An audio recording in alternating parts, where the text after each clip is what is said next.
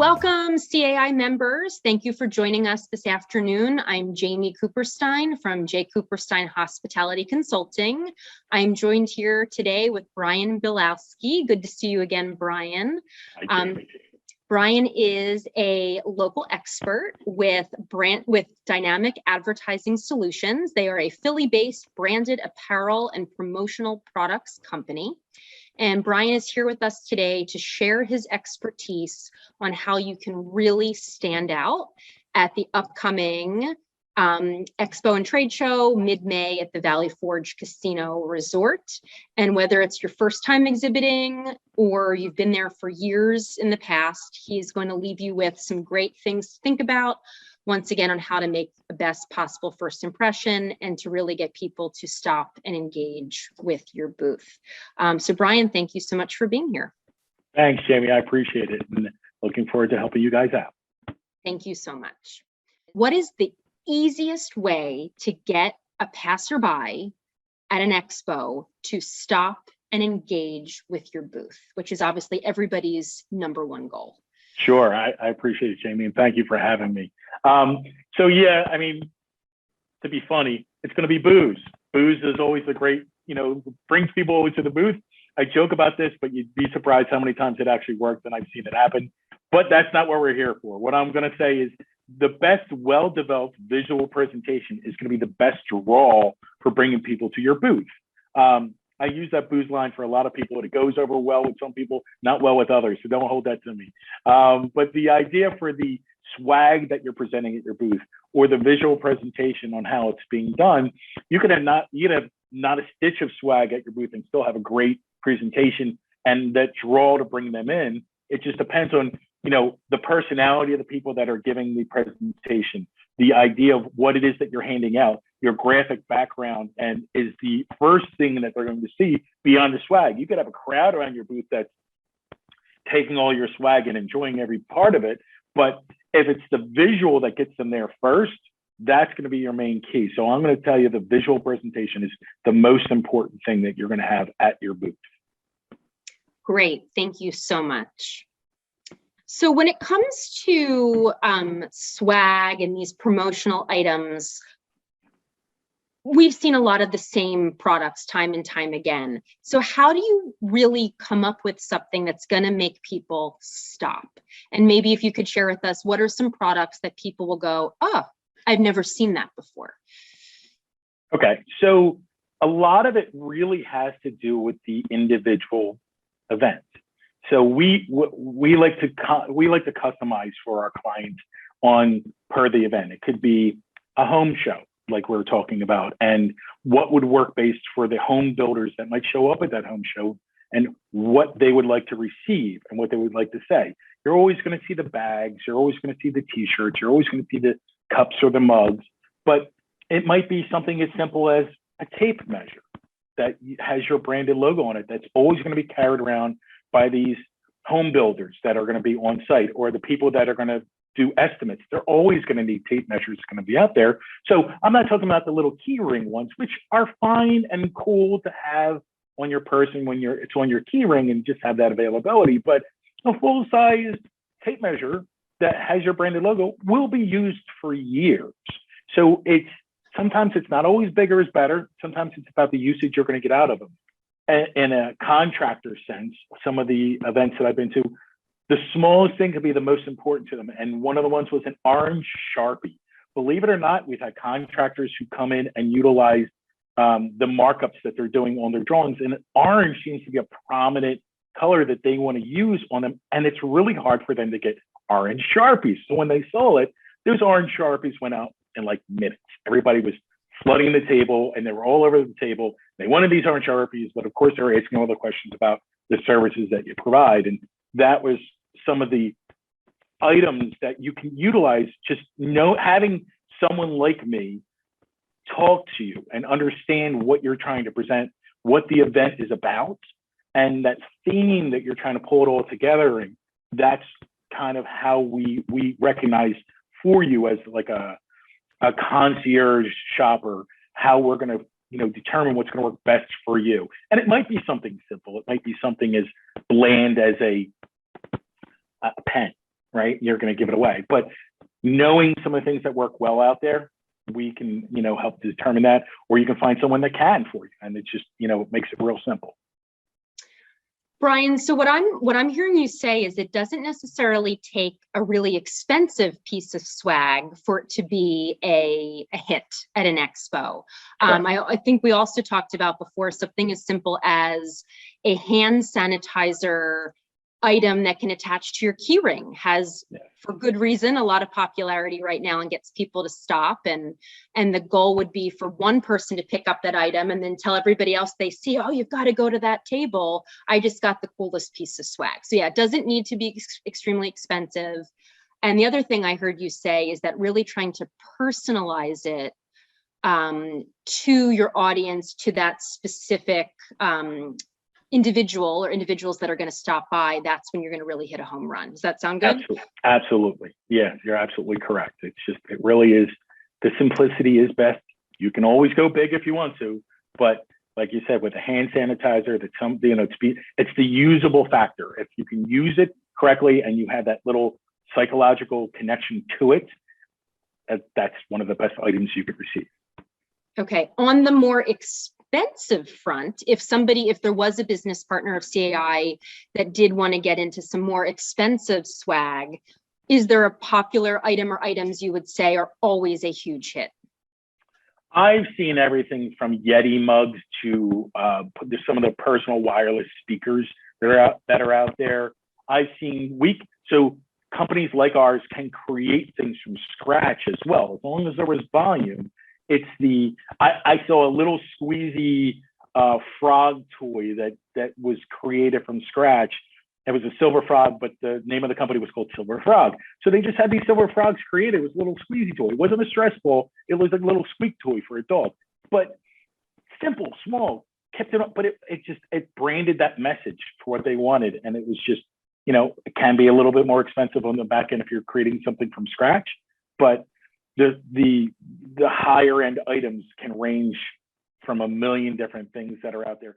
Tell us a little bit about what the ordering process might be like. I know everybody hears supply chain issues. So can you just, on the conservative end, can you just let us know if somebody is wanting to order product for mid-May, when should they conservatively get orders in to have that ready to go for the upcoming expo?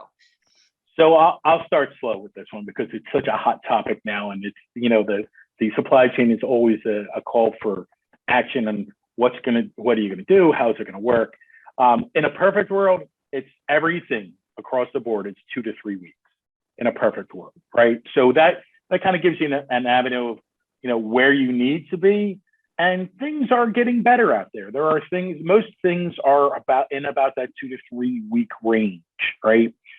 But I mean, if you want to feel secure, and we tell our clients, look, we like to plan ahead. I don't like dealing with shipping. Forget about the supply chain, but you don't want any shipping issues. You want to make sure the color you want is the right one. Everything needs to work in the right frame for that, that job that's going on there.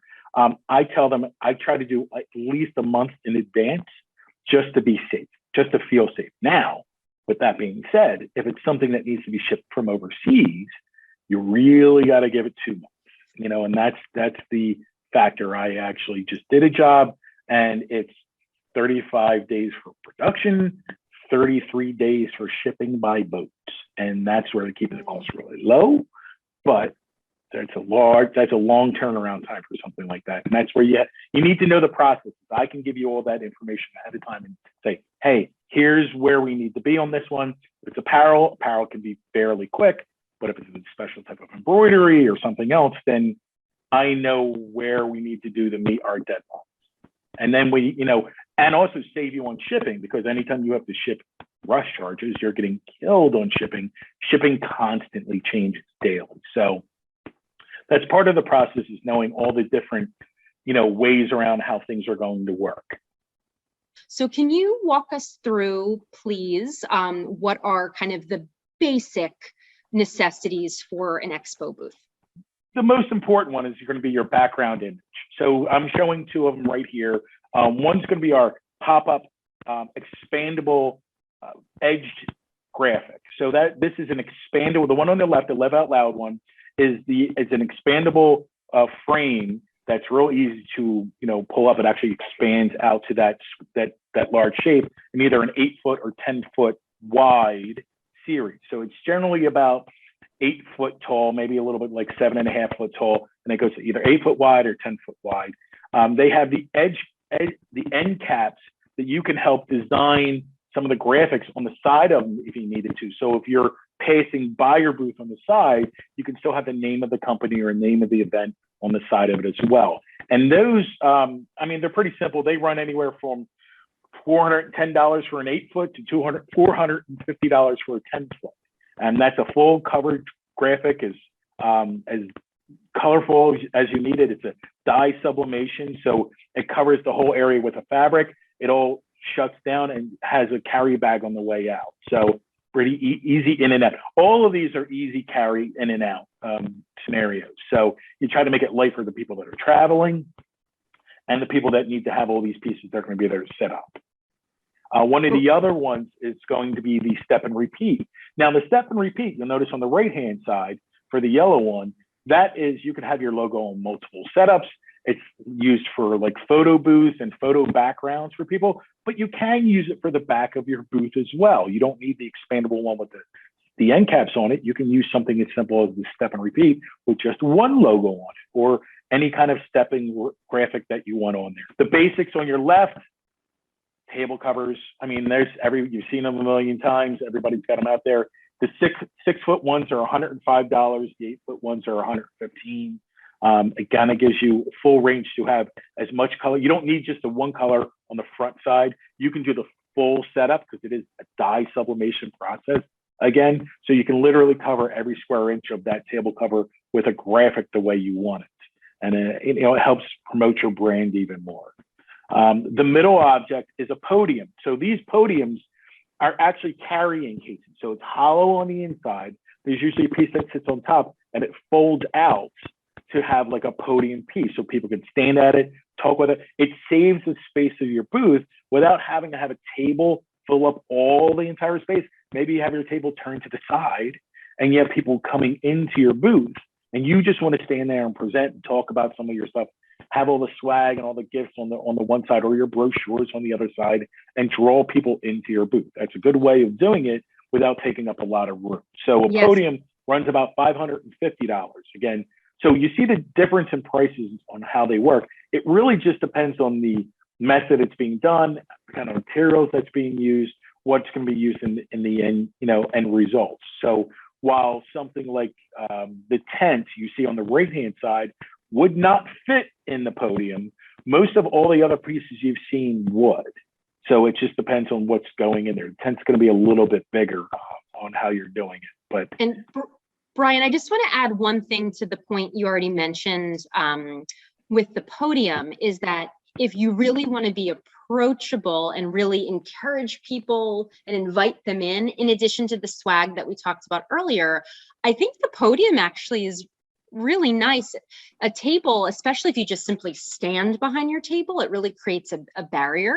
So I actually think there's something really nice about the podium that it, to me anyway, makes it feel more inviting and much easier for the business partner to kind of come around and engage. Sure. And if you have multiple people at your booth that's helping to present, you could have two of you behind a table trying to talk to two different people at the same time, or you can separate, right, and draw them in different directions. And most of these booths have shelving units, so you can hold things in there like brochures or swag or anything else in there. It's just easily grabbed when you need it. You can have it on hand. So again, it's another presentation tool that you're going to use correctly. Let's talk about these. I'm going to call it a pop-up screen, but what is the formal name again, Brian? Pop-up screen. That's exactly right. You're exactly right. They call them pull-up screens. They call them pop-up screens. They call them standing banners. You've heard a lot of people talk about them in a lot of different ways. And there's multiple different bases. And that's why I'm showing two of them right now. So you have the one base that kind of rolls up into itself into one complete flat stand and another stand that has feet. that keeps the balance of it and keeps it up straight. So there's not a whole lot of difference between the two. You can get them in different widths. As you know, maybe you just need a small area and you wanted a smaller 24-inch wide one that can be real skinny and slide up really well. They have them that way too. They have much larger ones that, are more expensive. You could do much bigger ones. I would personally do one of those big, expandable backgrounds that would work, and it would work better, but that would be up to the client and what they're trying to use. But to give you an idea for the pop-up screens, the pull-up screens, the one with the feet is about $92 because it's a basic one. It comes with the hardware. There's a pull-up screen. Yes, you can replace those screens with other graphics. So you can just order a graphic down the road. We would tell you how to replace it. You could always send it back to us for a cost and say, hey, Brian, replace this screen for me, and we're going to keep the same hardware. It saves on costs for down the road with something else. They do make the base ones, the flat base ones, with little cartridges that can be replaced real easy with different graphics for each one. So you can just load that in as you need it and go off and keep the same hardware. The one with the base, the flat base, is about $145. So there are different variables for each. It really depends on what you want to use it for. How do you want it to look? I was just going to make the comment that it's actually pretty remarkable that if you're somebody that has never exhibited before and would like to say yes, for about, sounds like under $500, you can get a linen for your table. You can get one of these pop-up banners. You could, I think, also get the step and repeat. So I think I was also not, I didn't realize how inexpensively you could actually get quite a few of these items bundled together, which is nice. Thank you for being here today and sharing your knowledge with the business partners of our local CAI Keystone chapter. I know that, once again, whether you are a first timer at the Expo or somebody that is just looking to make some upgrades and has been there in the past, this is information that will be immensely helpful. So thank you again so much.